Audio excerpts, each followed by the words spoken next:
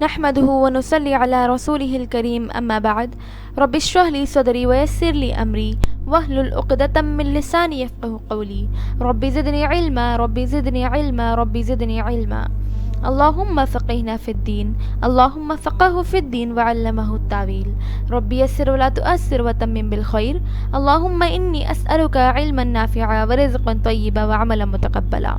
السلام علیکم ورحمۃ اللہ وبرکاتہ. فرسٹ سیشن میں ہم لوگوں نے سورۃ الملک کا بریفنگس دیکھے تھے جس میں ہم لوگوں نے سینٹرل تھیم وغیرہ دیکھے تھے اور سورۃ الملک کی فضیلت دیکھے تھے. انشاءاللہ جب ہم لوگ آیت نمبر 1 سے سٹارٹ کریں گے. لیٹس اسٹارٹ وتھ اعوذ باللہ من الشیطان الرجیم بسم اللہ الرحمن الرحیم. تبارك الذي بيده الملك وهو على كل شيء قدير. بڑا بابرکت ہے وہ جس کے ہاتھ میں تمام بادشاہت ہے اور وہ ہر چیز پر پوری قدرت رکھنے والا ہے. جب ہم بات کرتے ہیں بابرکت، تبارک، اس کا روٹ ورڈ ہے بارک کاف، تو اس کا مطلب ہوتا ہے بابرکت. اللہ سبحانہ و تعالیٰ کیا بڑی بڑی بے انتہا بابرکت ذات ہے. جب ہم لوگ بات کرتے ہیں برکہ سے تو اس کا مطلب کیا ہوتا ہے اللہ اکبر، یعنی کہ اللہ تعالیٰ سے اوپر کوئی نہیں. ہر چیز پیچھے ہے، ہر چیز ہم جو بھی سوچ رہے ہیں، جو بھی کر رہے ہیں، جو بھی ہم کرنا چاہتے ہیں، ہر چیز کیا ہے پیچھے ہے سب سے پہلے کیا اللہ سبحانہ و تعالیٰ. جب ہم نے اللہ اکبر کہا تو اپنی ہر چیز کو ہم نے پیچھے ڈال دینا ہے. سب سے فرسٹ پرائیورٹی ہماری کیا ہونی چاہیے؟ اللہ سبحانہ و تعالیٰ. برکہ اس بادشاہی کے بارے میں بات کر رہے ہیں، اس بادشاہ کے بارے میں بات ہو رہی ہے جو کیا الٹیمیٹ ہے، جو ہمیشہ رہے گا. جیسے کہ اللہ تعالیٰ فرماتا ہے سورہ الرحمن میں وَيَبْقَى وَجْهُ رَبِّكَ ذُو الْجَلَالِ وَالْإِكْرَامِ، اور باقی رہے گا چہرہ تیرے رب کا جو کیا ہے عزت والا ہے، بزرگی والا ہے،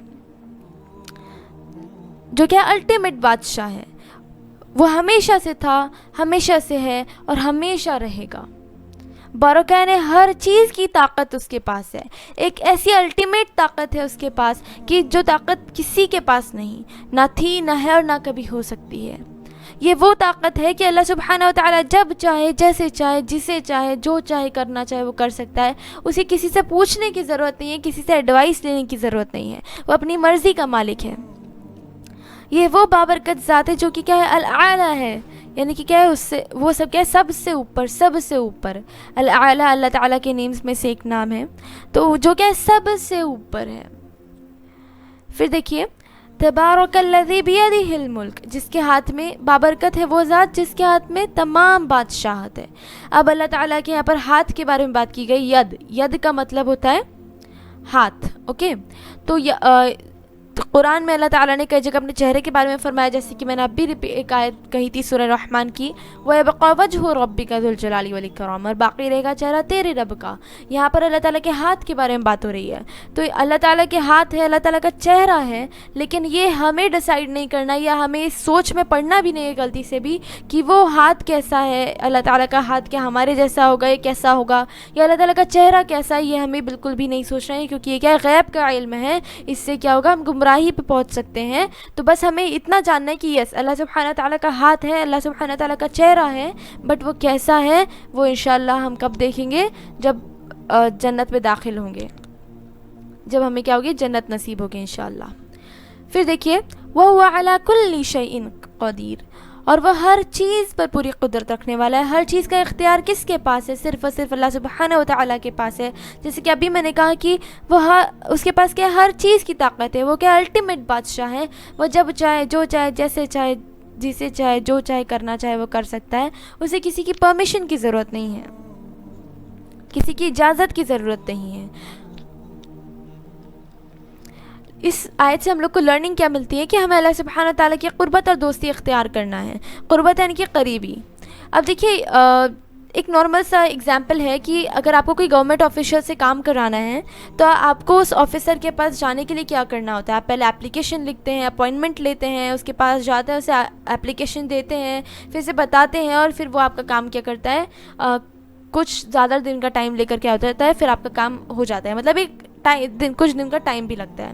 لیکن اب وہی اسی گورنمنٹ آفیسر کی جگہ آپ کا بہت زیادہ خاص دوست ہے جو کہ گورنمنٹ آفیسر ہو, تو آپ کو کیا کرنا ہوگا؟ آپ کو نہ ہی کوئی اپوائنٹمنٹ لینے کی ضرورت ہے, نہ ہی کوئی اپلیکیشن لکھنے کی ضرورت ہے. آپ نے بس اسے کہنا ہے کہ بھائی میرا یہ کام ہے, اور وہ کیا کرے گا, وہ جلد سے جلد اس کام کو کیا کرے گا, پاسبل کرانے کی کیا کرے گا, کوشش کرے گا.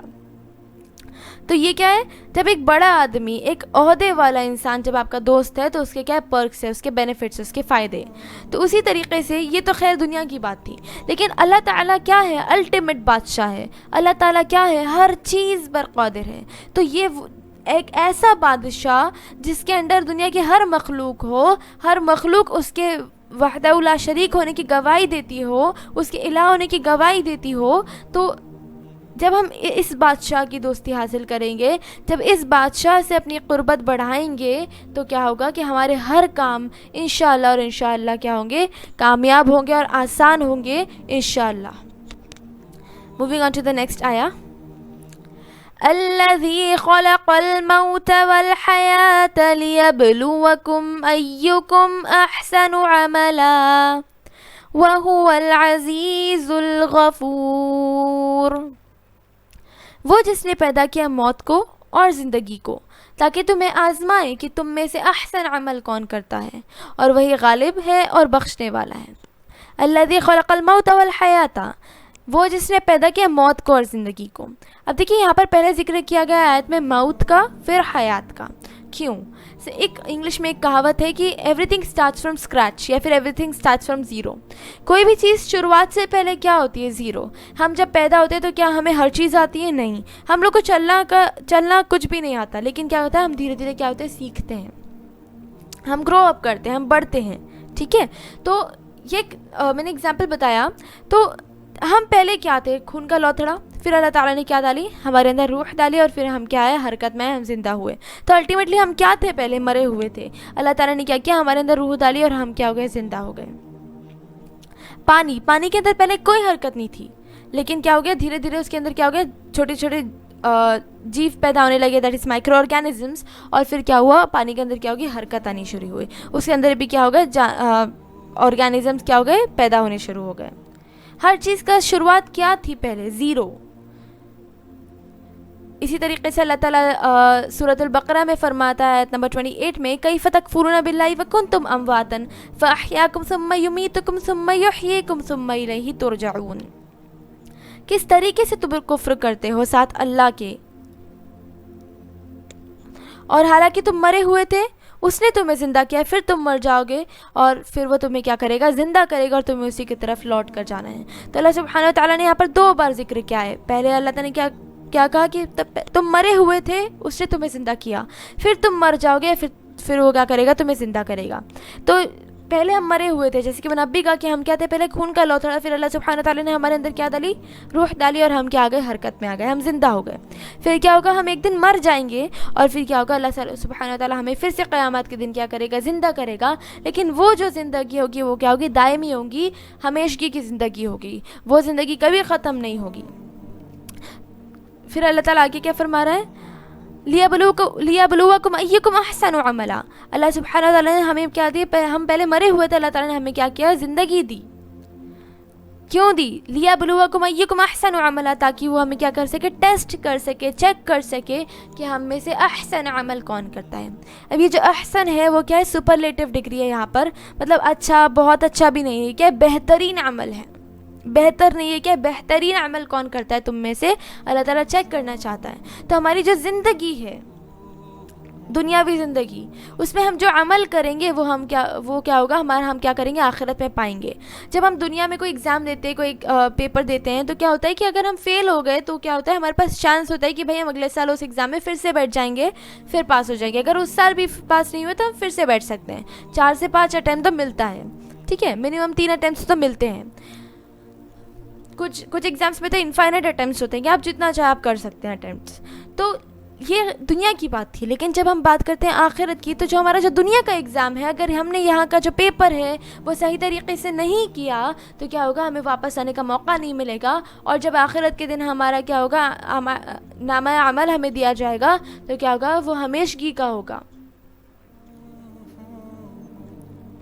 تو ہم میں سے احسن عمل کون کرتا ہے؟ ہمیں کیا کرنا ہے؟ یہ ڈپینڈس آن اس، یہ ہمارے اوپر ڈپینڈ کرتا ہے کہ ہم کیسے عمل کرتے ہوئے ہماری زندگی گزارتے ہیں. کیا ہماری زندگی اللہ تعالیٰ کے اصولوں پہ، اللہ تعالیٰ کے احکام پہ کیا ہوتی ہے قائم ہے، یا اللہ تعالیٰ کی نافرمانی میں ہماری زندگی گزر رہی ہے؟ اور احسن عمل کب قبول ہوں گے؟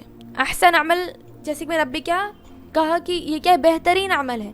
بہترین عمل کیا ہوتے ہیں؟ جو کیا ہوتے ہیں؟ کوالٹی میں ہوتے ہیں. قیامت کے دن ایسے بہت سارے شخص ہوں گے جن کے کیا ہوں گے؟ عمل کے ڈھیر لگے ہوئے ہوں گے، لیکن کیا ہوگا کہ ان کو کیا ہوگا؟ گھسیٹ کر کیا ہوگا؟ جہنم میں ڈال دیا جائے گا. پر کچھ لوگ ایسے ہوں گے جن کے پاس بہت کم نیکی ہوگی، بہت کم، ان لوگ کے کمپیریزن میں بہت کم، لیکن کیا ہوگا؟ پھر بھی انہیں کیا ہوگی؟ جنت نصیب ہوں گی. کیوں؟ کیونکہ ان کے عمل میں، ان کی نیکی میں کیا تھا؟ کوالٹی تھی. صرف کوانٹٹی سے کچھ نہیں ہوتا. ہاں، کوانٹٹی اور کوالٹی دونوں ہو تو وہ بہت عمدہ ترین بات ہے، لیکن ہمیں کیا کوشش کرنا ہے کہ بھلے کوانٹٹی چھوٹی ہو لیکن کیا کوالٹی ہونی چاہیے ہمارے عمل میں. اور ہمارا عمل کب قبول ہوگا؟ جب 3 کرائٹیریاز ہے اس کے. جب وہ خالص اللہ سبحانہ و تعالیٰ کے لیے ہوگا، کہ ہمارے دل میں خلوص ہونا چاہیے کہ مجھے عمل کس کے لیے کرنا ہے؟ اللہ سبحانہ و تعالیٰ کے لیے. کسے خوش کرنا ہے؟ اللہ سبحانہ و تعالیٰ کے لیے. شریعت کو فالو کرنا ہے، اللہ تعالیٰ نے جو حرام حلال بتلائے ہیں اس کو فالو کرنا ہے، اور آپ صلی اللہ علیہ وسلم کی سنت کو فالو کرتے ہوئے عمل کرنا ہے. تیسرا، اپنی نیت درست کرنا ہے. ہم سب جانتے ہیں ایک حدیث کہ انما الاعمال بالنیات، عملوں کا دار و مدار نیتوں پر ہے، کہ ہم جو عمل کرتے ہیں وہ قبول کب ہوگا؟ جب ہماری نیت درست ہوگی. اس کے اگزامپل لے لیجئے کہ آپ کے گھر پہ مہمان آئے ہیں اور وہ کافی پہنچی ہوئی شخصیت ہے. اب وہ آئے ہیں تو آپ نے کیا کیا؟ انہیں بہت اچھے سے کھانا کھلایا، استقبال کیا. تو مہمان کا تو استقبال کرنا ہی چاہیے، اس کے بہت زیادہ کیا ہے؟ بہت زیادہ ثواب ہے اس کا، رائٹ؟ تو یہ تو ہم چیز جانتے ہیں، لیکن ہمارے دل میں کیا ہے کہ چونکہ کیا ہے وہ ایک بڑا پرسنالٹی، تو اگر ہم نے یہ سوچ لیا کہ چلو آج ہم اس کو اچھے سے ٹریٹ کریں گے تو کیا ہوگا؟ کل کو ہم کو اس سے فائدہ پہنچے گا.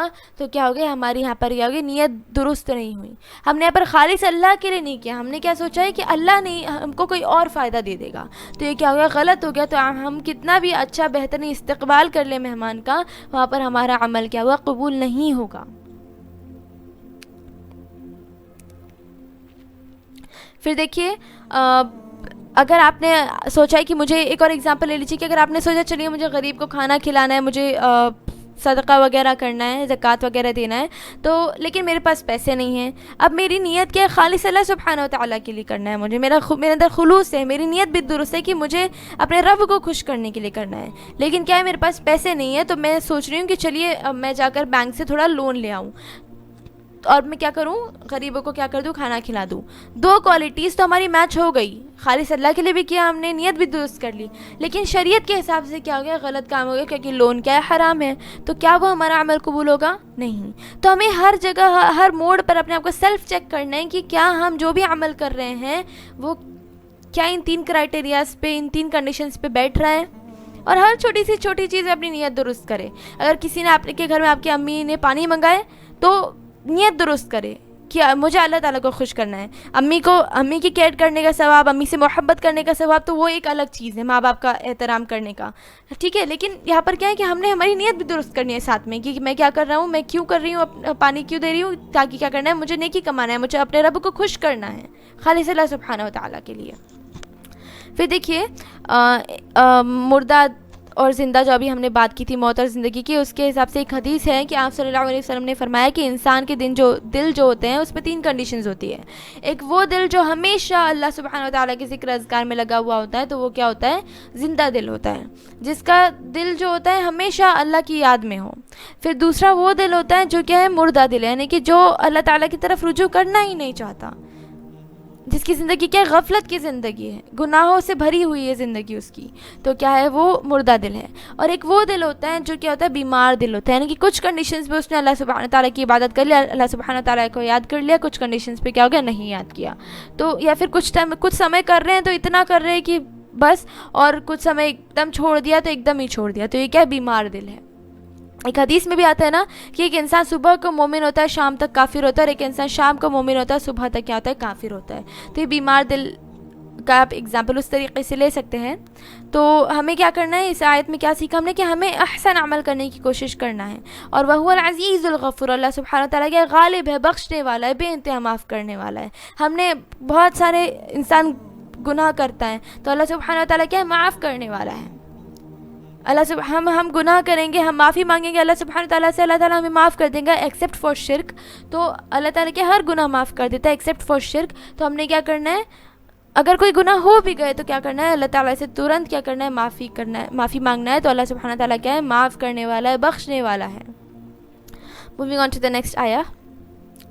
الذی خلق 7 سماوات طباقا ما ترى في خلق الرحمن من تفاوت فرجع البصر هل ترى من فطور.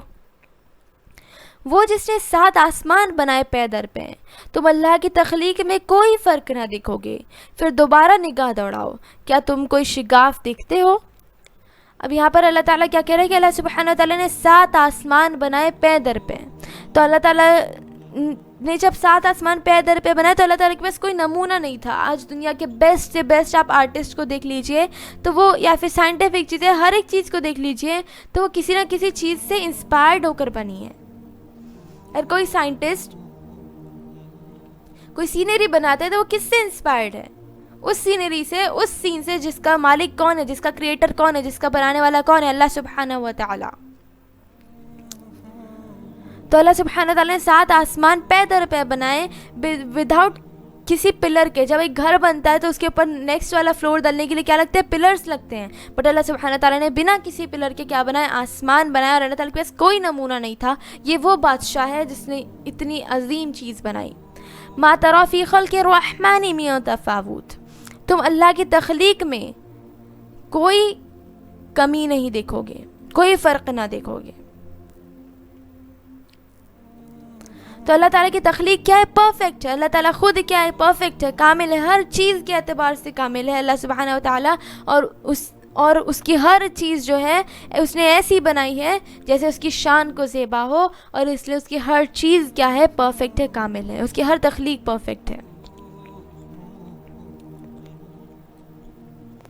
پھر اللہ تعالیٰ کیا کہہ رہا ہے کہ فارجع البصر هل ترى من فطور, پھر دوبارہ نگاہ دوڑاؤ, کیا تم کوئی شگاف دیکھتے ہو؟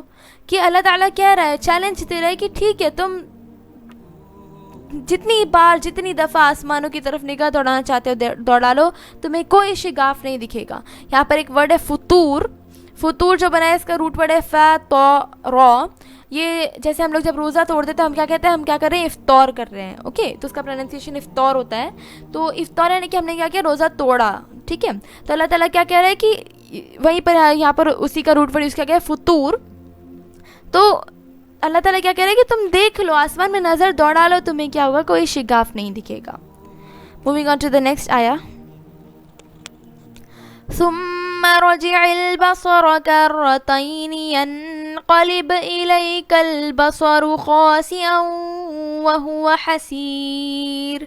پھر بار بار نظر دوڑاؤ, نتیجہ یہی ہوگا کہ نظر تھک ہار کر تمہارے پاس نامراد لوٹ آئے گی. اللہ سبحانہ وتعالیٰ کیا کہہ رہے ہیں؟ پھر بار بار نظر دوڑا لو, تم جتنی دفعہ چاہے دیکھنا چاہو دیکھ لو, تمہاری نظر جو ہے وہ کیا ہوگی؟ تھک ہار کر لوٹ آئے گی, کیونکہ تمہیں اس میں کوئی شگاف نہیں دکھے گا, کوئی فطور نہیں دکھے گا, کوئی کریکس نہیں دکھیں گے. کبھی کبھی ہوتا ہے نا کہ جب ہمیں کسی کی بات نہیں ماننی ہوتی ہے تو ہم کیا کرتے ہیں؟ اس کی بات میں فالٹ نکالنے کی کوشش کرتے ہیں کہ کچھ تو بھی غلطی مل جائے, تاکہ ہم اس کو کیا کریں؟ ہیلے حوالے پیش کر دیں کہ تمہاری یہ بات کیا غلط ہے, تو ہم کیا ہو گیا؟ نہیں مانیں گے.